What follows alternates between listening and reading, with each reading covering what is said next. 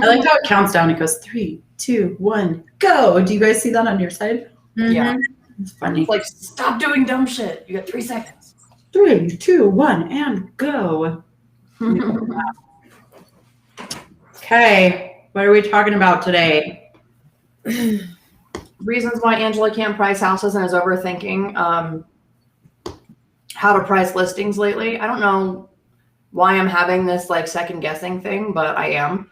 I am too, actually, because I'm freaked out by the market right now. Faux show. So yeah, I think after this long on the market, like in the market and seeing all the different changes and stuff that's been going on, I don't know.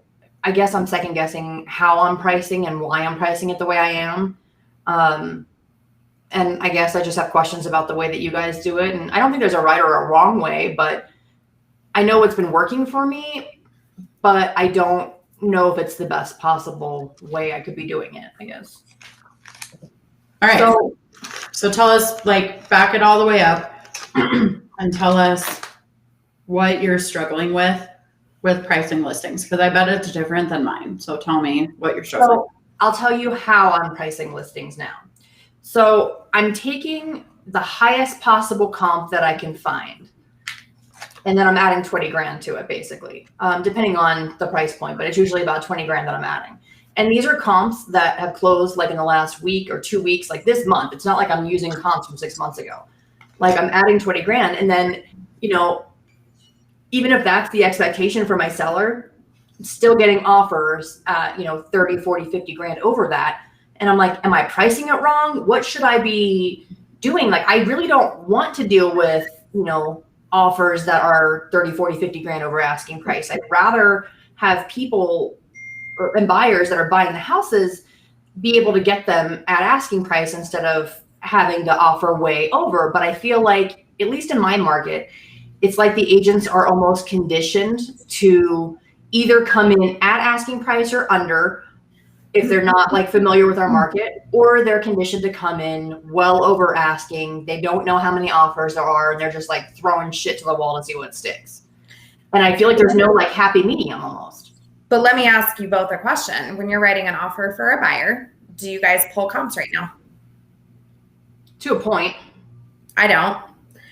And the reason I don't is because in the market that we find ourselves in, the house is worth what someone's willing to pay for it. And that's what I've been telling my buyers. And so I think you're right. Like, buyers agents are being conditioned to just, in order to get an offer accepted, we're just going to throw spaghetti at a wall, regardless if it makes sense or not. And that's why you're getting these offers. I don't think it has anything to do with pricing incorrectly. I think it has to do on the other side of things. Agents, well, I feel like, if my buyer is qualified to buy 450, we're not looking at houses listed at 450. Mm-hmm. So I'm concerned that I might be missing the right buyer for the house, depending on where I'm pricing at, right? Because I don't think all agents are the same. And it's like I said the other day, like, it's crazy because my houses tend to sell for a lot more than most because of all the different stuff that we do with them. But I have constant feedback from other agents that it's either like, this house is awesome and we're sending you an offer way over asking, or your house is overpriced. And I'm getting like, your house is overpriced like 99% of the time, and it's still selling for 50 grand over. And so I think that there is a massive difference right now in the market between realtors that don't understand the market and those that do. And I feel like that is a huge kind of thing that's different than it was a few months ago. Like, I just feel like people are completely out of touch, or they get the market, they know what's going on, and they're like, whatever, let's escalate to 50 grand over. We want the house. We're tired. Okay, so you pull a listing, so you're pricing a listing and you pull the highest sold comp recently, and you price $20,000 above of that. Yeah. Is the first offer you get massive with a giant escalation clause way over list, or is it like that you get a couple offers and then it starts to escalate from there? Or is it like they're coming in hot right off the gate, super high?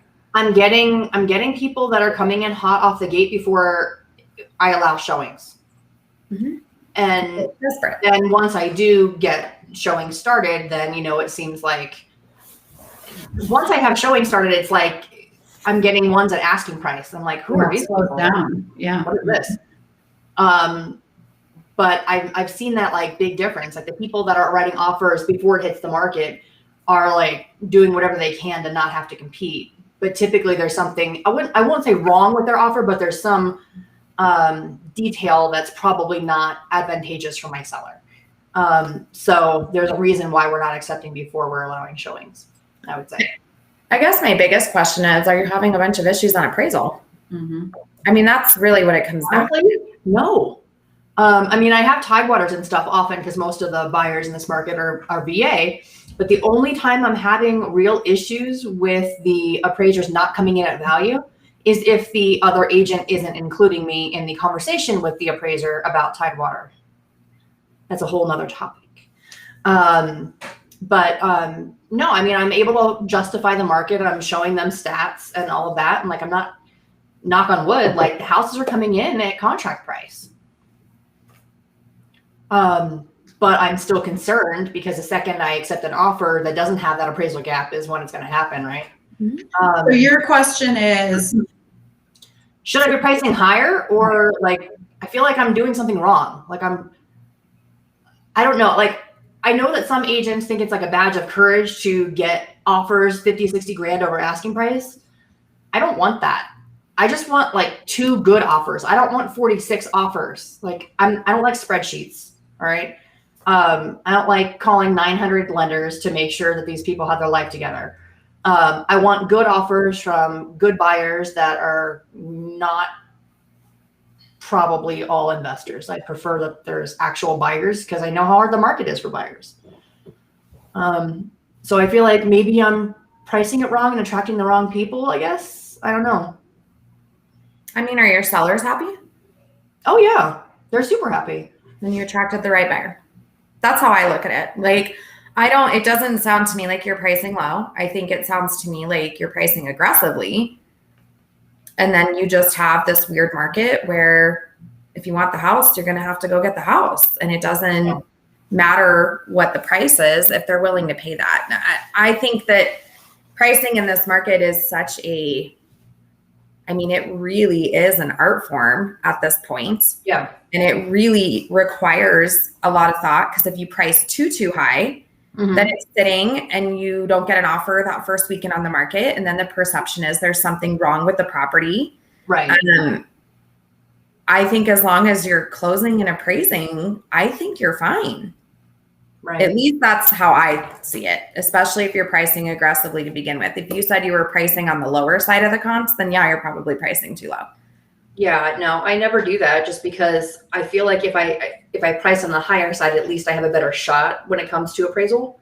I think that where people have issues is when they price on the lower side and then they have offers, 50 or 60 or 70 grand over, and they're already priced pretty low in their contract price or whatever, or their list price.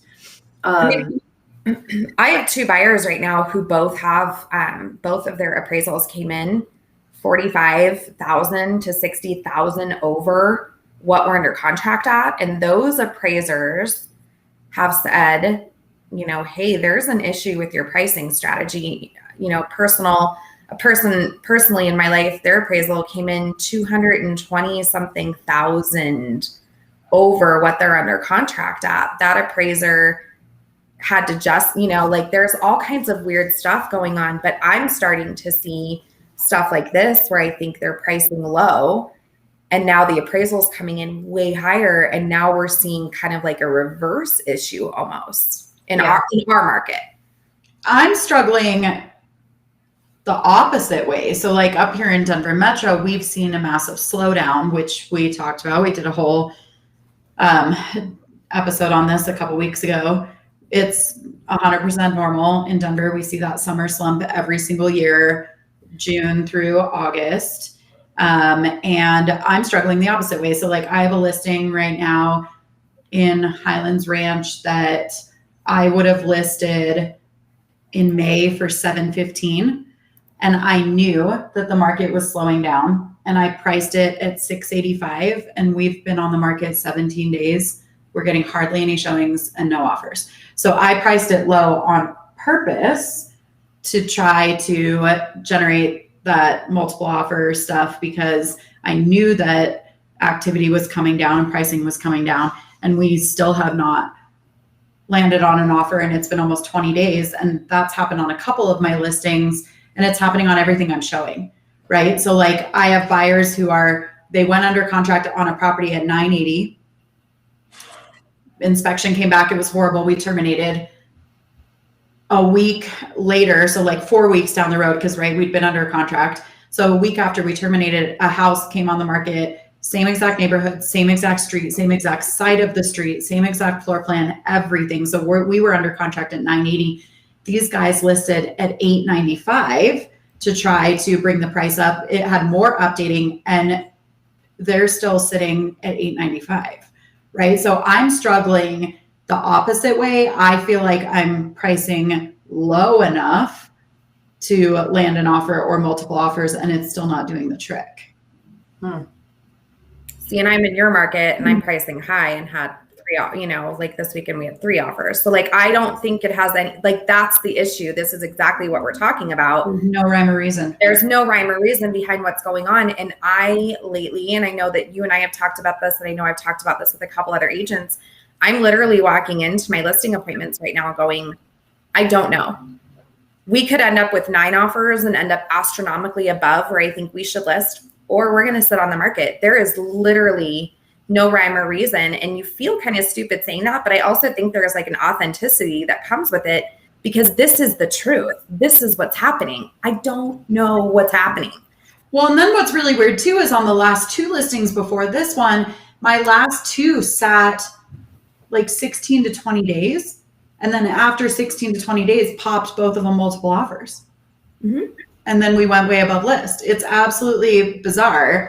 What price point was your listing that you had 3 offers on? So I originally was going to price it at 515. And then like the day that we listed, I was like, let's just go for it. Let's price at 530. And 515 for the square footage was already aggressive. And so I went ahead and pushed the price up to 530, and we're under contract for well above that. So I'm $250,000 above you. But similarly, I have clients looking in your price range that you're listed at. We're getting our asses kicked every way sideways writing offers. So like there is no rhyme or reason behind what's happening. Can you come by my listing? No, because it doesn't have a master and it's not a ranch. Yeah, no, it's very like I think it is, you're right. It's authentic to say we don't know what's happening right now, right? Like we don't know. It's very, very weird out there right now for sure. But I mean, I have clients that are like 1.3 in Longmont, and they could either list now or January. And I told them to wait until January. I've told a bunch of people to wait till January. So what are some things you can do if your listing is sitting at that price point? What's your feedback been like? What are people asking for? These are weird muscles to stretch. That's the other thing to do right now, because like going back to actually working to sell a property feels really weird because we haven't done it in a year and a half. And so it's almost like, I don't know what I'm supposed to do. I think that we're overpriced. And I think that my sellers will never hear that, because if they had listed in May, we would have been at 715, and now 685 is overpriced. But we're getting that feedback, which is priced well, everything looks good, nothing actionable that you can do or change, just not interested, which always means that you're not priced low enough for them to be interested. So to me, it's a pricing issue. But how many showings are you getting? Huh? How many showings are you getting? Hang on. Are you where you should be showings wise, or do you feel like you need more? Oh no, it's way down, but it's way down every listing that I'm seeing right now, right? Like this price point where we've had 11 showings and we've been on the market 20 days. So, I mean, that's the right rule of thumb though. For every 10 showings, you should procure an offer. And then the flip side of that right now too is I've been telling my clients, with the way that the market has been, that rule is actually probably every 3 to 5 showings we're procuring an offer. And so at 11 showings, I think you are 1,000% correct. We need to lower the price to make whatever the unactionable issue is no longer an issue.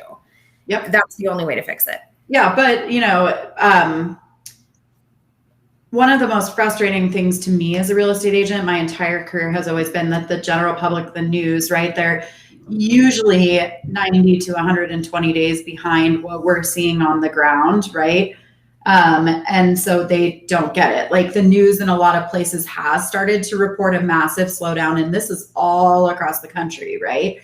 And they're reporting it in a really scary way, by saying, oh my God, the real estate market is over and it's going to, and it's like, dude, this is normal seasonality. It will pop right back up in January. But I do think personally that they're causing the slowdown in a lot of respects, because when you're so aggressive, all these people that have been waiting for the market to crash, they think it's going to happen right now. Right. Well, and so they're not out there buying because they're waiting. But look here specifically in our market, one of the major news companies here just ran a story not even 4 weeks ago talking about, they interviewed a bunch of real estate agents who were talking about, we had to offer season tickets to the Broncos. We're offering $100,000 over, right? This was recorded in April and May, and it wasn't sent out until June. It was a 4-week series. Yeah. That market was over. And then here we are 2, 3 weeks, 4 weeks later after that series. And now they're talking about how much the market has slowed down. So the general public is going, is it really, really fucking crazy? And I have to give away my firstborn child and donate blood and possibly give up a kidney? Or is the whole world crashing and I'm just going to sit here in paralyzed fear and wait? That's what we're experiencing right now. Well, and then inventory levels are coming up because people are starting to hear this message communicated and they're going, I missed the boat. I should list now. You shouldn't. You should wait until January. But I would like to say, by the way, that I'm brushing off my shoulders and tooting our horns. We predicted this slowdown weeks and weeks and weeks and weeks. And we started talking about it here on our show before anybody else started talking about it. And now all of a sudden in all the Facebook groups, everybody's like, are you guys seeing a slowdown? And it's like, yeah, we started talking about this weeks ago. So you're 8 weeks behind everybody. Yeah. Yeah. And if you're one of those agents though, that's like, oh my God, we're going to have so many foreclosures and bankruptcies and all this crap hitting the market. Just hold on and wait. What are you waiting for? What do you think is going to happen? Right now is your best opportunity ever. Like you could buy my 715 listing probably for $675. Get your ass out there, get your buyers out there and buy, because come January, it's going to be a feeding frenzy again. Right. It's going to be, Here's a real text from a client. They're in the process of purchasing a house. Spent most of the night last night fielding well-meaning emails from people who aren't in your industry saying the housing market is going to crash once all of the COVID restrictions are lifted because people can't pay their mortgages and tons of foreclosures are coming and we will be in over our head during this time and we shouldn't purchase. What are your thought process? I mean, so I think that that's what's happening so here's what I think is happening. 2 reasons the slowdown's happening. Number one, it's the summer slump, which, by the way, again, we said like 6 weeks ago, and then I saw all these people who don't even watch our show publicly. Like they don't tell us that they watch our show. Doing all these videos going, summer slump, summer slump. So we can see that you're watching our shit and stealing it, FYI. It's fine. We love you. But so it's the summer slump, which happens every single year since they started recording real estate history hundreds of years ago, right? It's double as bad as it has been in any other year past because not one single human on earth could go on vacation last year. Mm-hmm. So everyone right now is on vacation, and they're trying to cram it into, the last like 3 weeks before school goes. I mean, I've been out of town. Everyone I know has been out of town. Every client I have is out of town. There's no one in the state to purchase properties. And then I do really believe that this little bit of a slowdown is making people think that the market is about to crash. So they're pulling back on buying and waiting for it. Hi, Victoria. When I hear the word crash, I think of it differently than probably most of like the general public does. What does a crash look like to you guys in our market? Like, what would that look like? Because to me, it just seems like a more level playing field. It doesn't seem like, holy shit, it's a fire sale. People are now just donating their homes to charity, essentially. But, and that's what we've talked about before, though. It's the PTSD of the actual crash. And there's so many differences between then and now that I think the general public, and I'm not trying to be disrespectful, literally fucking refuses to recognize how different this is, because they all think they're housing experts and economy experts. And right. At the end of the day, like, you don't even understand like basic safeguards that have been put in place to stop this from happening. Yeah. Whether you wait for a year to buy a house and interest rates go up and the house price goes up by 5%, or you buy now at whatever the market's at in your area at great interest rates, at probably right now, if you like go right this second and go out and buy a house right now, you're probably going to save yourself 15 to 20 grand. That is, mathematics are not my strong suit. That is better than if you were to wait for a year and then pay more every month and then pay 5% more, because that's normal escalation of the market. But this is also something that I think that the public, and if I'm being very candid, most real estate agents don't even understand, because they're all in the groups like, it's going to crash, it's going to crash, it's going to crash. Just because something is expensive doesn't mean that it's overinflated. There's a very big difference there, right? Like, just because the price of a pair of Louboutins is $1,500 doesn't mean that you're paying more than you should for the Louboutins. It means that's what the Louboutins cost. Just because, you know, that kind of makes me crazy. Like, yes, it feels expensive. And we've talked about this before. It feels expensive because we came up out of the crash so quickly. Like, it's funny. I have been looking every day at I have that like time hop thing on my phone that shows me my Facebook memories. I was looking at one yesterday from 10 years ago, 10 years, where I literally wrote as my Facebook status, we just got 4 offers on my new listing. The market's hot, hot, hot, hot. Can it get any hotter than this, right? Like, this didn't just start last year. Right. It's been going for a very long time. And it feels scary and expensive because pricing went up really fast, but only because we were so low, right?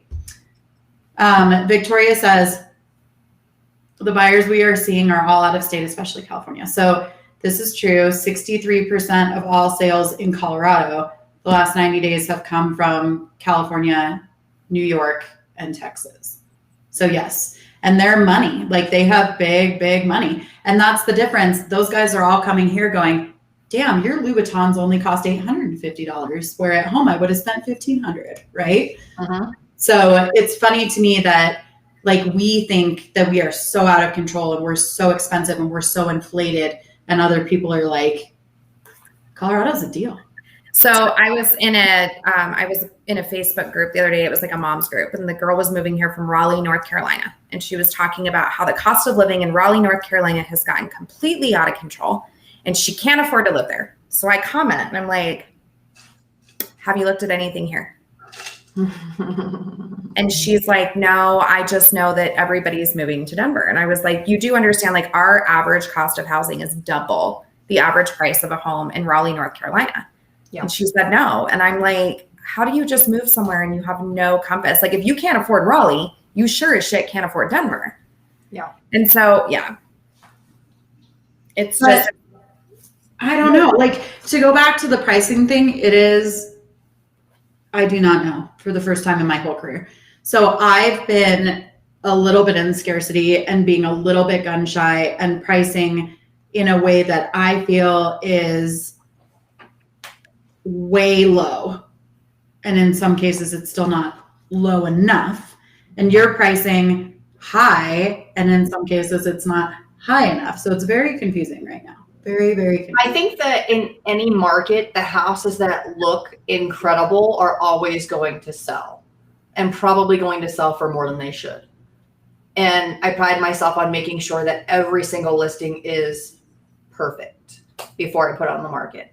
And I think that that's probably why this keeps happening, and it's making me second guess stuff. I don't know. I think it's just been so long of this, like, it feels like a streak of listing a house at whatever price point, and then it's selling for 50, 60 grand over that. And I'm like, I swear to God, I pulled comps. Like, I know what I'm doing. Like, why? Jess and I, it's also where you are. Like, it's a different. Jess and I did an entire episode on this back in like February or March, where we were saying, how the hell do you price a property right now? I don't think we're pricing high enough. And now we've flipped, and now we're pricing lower. So it is wild, but it's not crashing.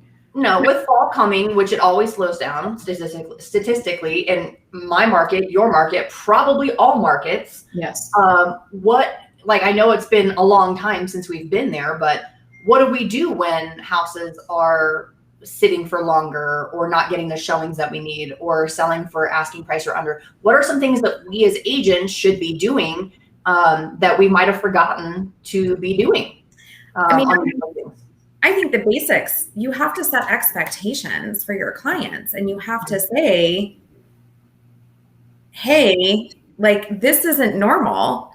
Like, I have a friend in Seattle who listed her house with Katie Silver, and they haven't gotten 37 offers. And she's like texting me, freaking out. And I'm like, yo, this isn't normal. Like, what's normal is a couple of days on the market, or 7 days, or 21 days.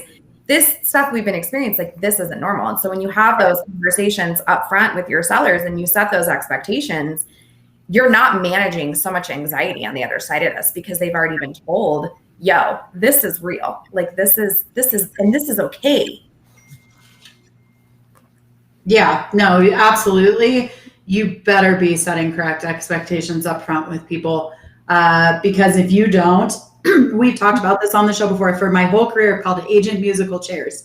And I've always said that's the number one indicator of a declining market that you will see almost instantaneously before anyone starts reporting it, and before you can even feel it in the market, is sellers firing their agents and hiring new ones. Because if you don't set the proper expectations, and you're still communicating that the house is going to sell hot, and then you sit on the market for 2 weeks, which feels really long right now, they're going to fire you, and they're going to be really upset, and they're going to think that you don't know how to do your job because you didn't communicate the proper expectations. So the first real life indicator of a market actually declining is all these people firing their agents and relisting houses with other ones, because they're like, well, it must be my agent.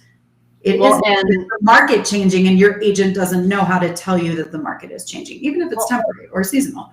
It could be a little bit of both too. It could be that their agent might be resting on their laurels a little bit and saying, okay, well, I know the market's really good. I'm going to take cell phone photos. I'm going to leave stuff out. I'm not going to stage the house. And that shit was fine a few months ago. That was still okay for you to do. You would still sell the house. But I feel like this part of the market is requiring you to step up your game to what everybody else is doing. Which is professional photos every time, no exceptions. Staging your houses, making sure there's no like trash in your photos. Like, on all of these nationwide Facebook pages, we get inundated with FSBO listings or listing agents that just don't care or whatever, and they're crap pictures of houses or houses that look terrible, and that's how people are marketing them. And it's almost like we make fun of those people because they don't take our industry seriously. They don't take their job seriously. Like, the way that I think about listing a house might be different than most agents. I think that if I leave any money on the table, that it's theft, that I'm stealing from my seller. And I think that if agents took that stance and they mentally went into that place, they would stop with some of this bullshit. They would continue to market the property the way they're supposed to. They wouldn't just take cell phone photos. Like, this comes down to pride. Like, I take a lot of pride in my job. $7,500 on listing photography this week. Yeah. This week. There was a time where I was Virtuence's #1 agent in the state of Colorado, and I was paying them $100,000 a year. Like, this is shit that you take seriously if you want to be a producer in this market. Like, I don't care. And we did a whole episode on this too. Stuff that you shouldn't slack on just because the market is busy. Like, yeah, you still have to do professional photos. And listen, guys, with a market this fickle, you can talk to a seller on Monday, and by Friday, when you get to listing, everything can change because it really is happening that quickly. Okay.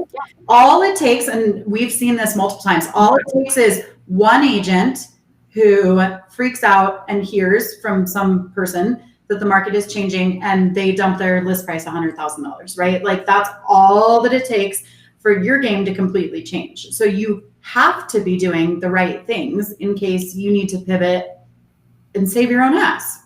Mm-hmm. But there's no excuse for being lazy in any market.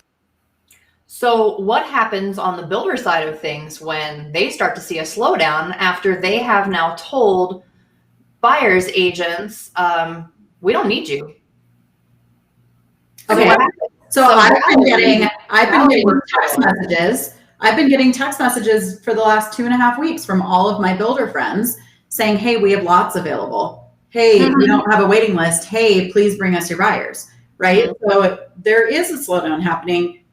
I also feel like agents, the public for sure, they just want to put their head in the ground and not pay attention. But I do feel like agents do that too. They won't listen or learn or slow down long enough to see like the real pulse of the market. But it's changing, and I don't think it's a crash, and I think it's going to go right back. But yeah, no, I mean the builders are starting to. They're having cancellations. We've got inventory of houses sitting that are back on the market and they're completed with COs. Uh-oh. What happens when you've completely alienated the real estate industry on the buyer's agent side? And now you've got houses sitting and you kind of need our help. Uh-oh, what happens? So to Lindsay's point about like agents not slowing down enough to like learn the market, I don't think that agents produce enough to learn about the market. That to me is inherently what it comes down to. Because it's very different being a buyer's agent versus a listing agent. And I think as a listing agent, you automatically have more of a heartbeat on the market simply because you're seeing the offers, you're seeing the showing activity. And so I think as a listing agent, what if you're not listing houses? Because most agents aren't right now, right? And so they naturally just don't have a pulse on the market. I mean, I didn't list a house for 2 weeks, which is weird. And it was like a completely different market than when I had listed a house 2 weeks before. And so if you're not a consistent producer in this market, I don't really know how you constantly stay educated and on top of things. How would you suggest somebody does that right now? Because I don't even know how you would. I think if you're not working in this market, then you need to be studying your market, which is something that I have always done. Like I know Jess does it. Like the two of us are nerds. Like we will sit on the phone. Like we might as well make tinfoil hats and wear Star Trek shirts. Like we are nerds. We sit on the phone all day long and we're like, did you see this data? And did you see this data? Like, but that's something that I've always done my whole career. And I know she's always done her whole career. Whether or not you're working in the market, you should be studying it. If you're not working in the market, you need to be studying it even more.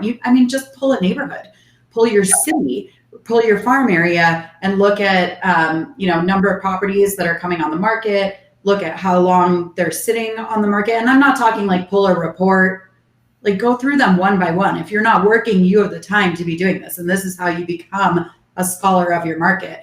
Look at list price to sold price ratio, get on the phone and call the agents that listed these properties and ask them where they're under contract for and how many offers they received, right?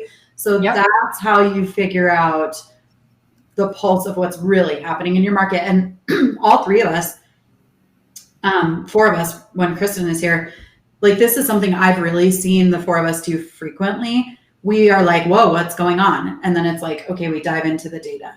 And then we're very well informed, right? So if you're getting your news from a Facebook, if you're getting your news from a Facebook group or like you're getting your news from the TV station, it's late. Like you're months, weeks behind what's actually happening in the market. So you need to be studying this. Yeah, I mean, I think just talking about it is a big deal because you need to be prepared. If the market is shifting, you need to shift your business and you need to do it immediately. You can't wait for 2 weeks. You have to change your strategy to get a different result and to keep the result that you want. If you're having issues with amount of showings. What can you do to raise the amount of showings? Like, you have to be constantly thinking about that. And if you're not calling and talking to agents that are producing in this market or are listing a lot of houses or do have a heartbeat on the market, then you're missing out. If you're not calling and researching on listings or what they went under contract for, calling the buyer's agent, calling the listing agent in a neighborhood that you're about to list in, you are missing your market. You're not doing the research and you're costing your clients and yourself money. You should be the authority on it. So what happens when you go into a listing appointment and they have talked to 4 or 5 other realtors and they're all getting different information about the market? How do you combat that? Data.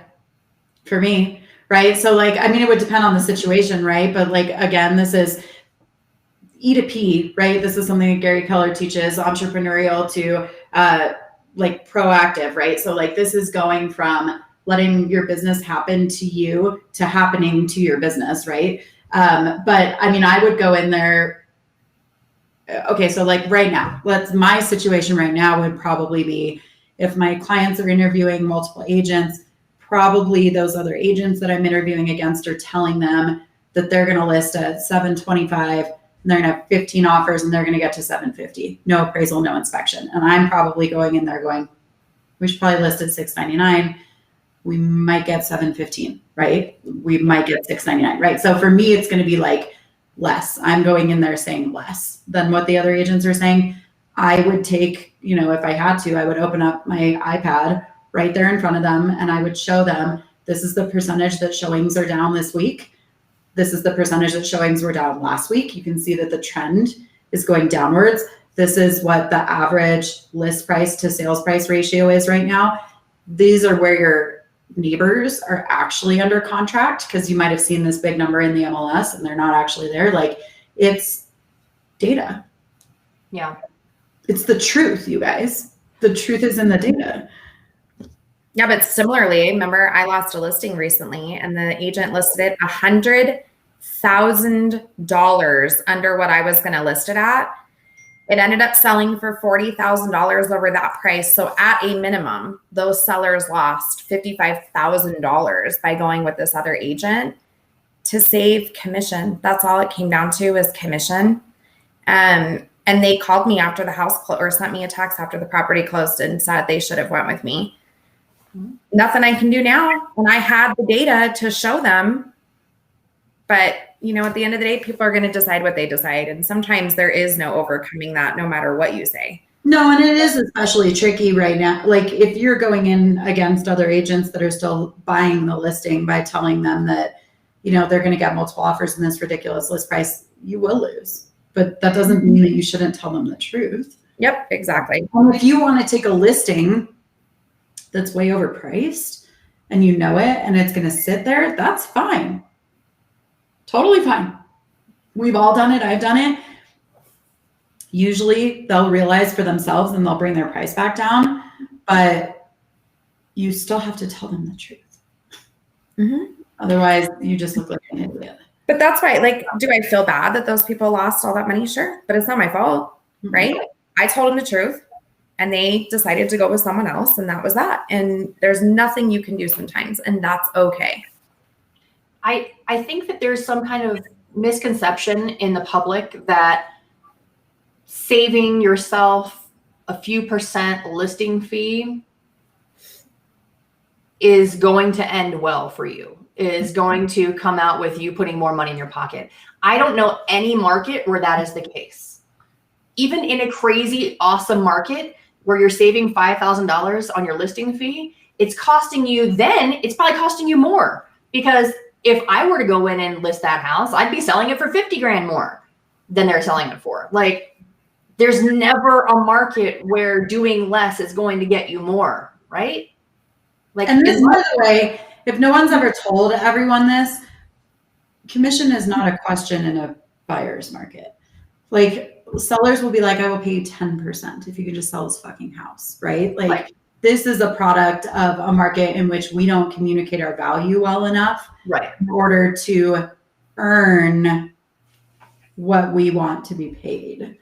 But in order to do that, you better show up with professional photography and all the things and your data and statistics and know everything that you need to know. Like, I guess I don't understand why agents, like, I feel like they think that they deserve more commission when it's easier, when the market is easier. Like, it's crazy to me how many people I see going like, we need to be paid more. And I'm like, you're hardly doing anything. And you're not even doing a good job at what it is that you're doing, right? Like, clean the screen on your cell phone before you take those photos, guys. Right. Your ass out of the mirror. Out of the mirror. You know, the mirror photo. You know, like I feel like in any market, you have to hire the best of the best. Like, there's never a reason to hire somebody that is not as good as someone else. I mean, you're gonna get your money back tenfold. Just as agents, we have to constantly be educating ourselves, because you have to think that you're going to be going up against 4 other people that, one is probably doesn't know their head from their ass. 2 might be a high level listing agent and might list it for almost free, but their houses sell for less. So if you know going in who you're up against, you can easily pull stats and figure out percentages. And if you have documentation, it's really hard to refute that evidence, right? So you can literally go through it with them and show them on paper, here's what you can expect. And it's a lot easier to have that conversation when it's not 3% versus $1,500. What's it going to cost me to list this house? Okay, well, $1,500 is cheaper. 3% is more. Okay, however, $1,500 is only going to make you X amount of dollars, and 3% is going to make you exponentially more. So this small piece of math over here means that you're going to make a lot less money than over here. Like, I don't know why it's so hard for people to get it, but it seems like this is like a fundamental like math issue or something. We all went to school in Florida or something with me. So because I'm like a psych, like we all know I get stuck on stuff. That seller specifically, she saved $13,760 in commission, and it cost her a total of a little over $32,000. Wouldn't you give up 13 grand to make 32? Because I would all day long. Yep. Yeah, I mean, I think it goes back to other stuff that we talk about on the show all the time, which is reading the pulse of the market to know what your value proposition is, right? Because we spent a lot of time earlier this year talking about how in the throes of this absolutely obscene seller's market, your value proposition may not even be money, because a monkey could list a property, except for that monkey that underlisted the one that Jess was talking about, but a monkey could throw a property out on the market and get multiple offers, right? So like, what is your value proposition when you're not really bringing that much value, right? And then what is your value proposition when things are shifting and you are bringing more value? So it's the same thing. It's just knowing what's going on in your market and what you're bringing to the table. Yep, 100%. But to answer the question about pricing, I think Jess is right. I think it's okay to just say, in a lot of scenarios right now, we don't know. Yeah. Because it's the truth. We don't know. We don't know. Angela is pulling the highest comp and going up 20 grand. I'm pulling the highest comp and going down 20 grand. And neither of us are nailing it. So it's really difficult right now. I mean, I'm glad that I'm wrong on some level for my sellers. You know, I'm glad that I'm getting way more for these houses than the perception of value is, I guess, you know, by comps. But I also don't want to field, 46 offers every time either. You know, I'm happy with 2 or 3 good offers from people that really want to buy the house. So 2 sides of the coin, less than an hour away from each other, different markets. Not wild. Yet another reason why you want to hire an agent that knows the market you're trying to buy or sell in. Ding, ding, ding. Yeah, that's a whole other soapbox. Soapbox? Soapbox. Soapbox. Did you say soup box? Soapbox. Is it tomato or French onion? Soapbox. I swear to God, she said soup. It would probably be French onion if it was up to me. I know it would be. We all know that. We always, it's the side cheese that does it. Side cheese is always what does it, yeah. All right. We will be back next Tuesday. With side cheese. What are the days of our lives? Every Tuesday, 10 to 11 Mountain Standard Time. If you guys have something you want to talk about next week, throw one of us a message or shoot us a comment. We're just kind of talking about things as they come up on the fly in our market. So bring us the stuff you want to talk about, and we'll see you next week. Bye. Bye.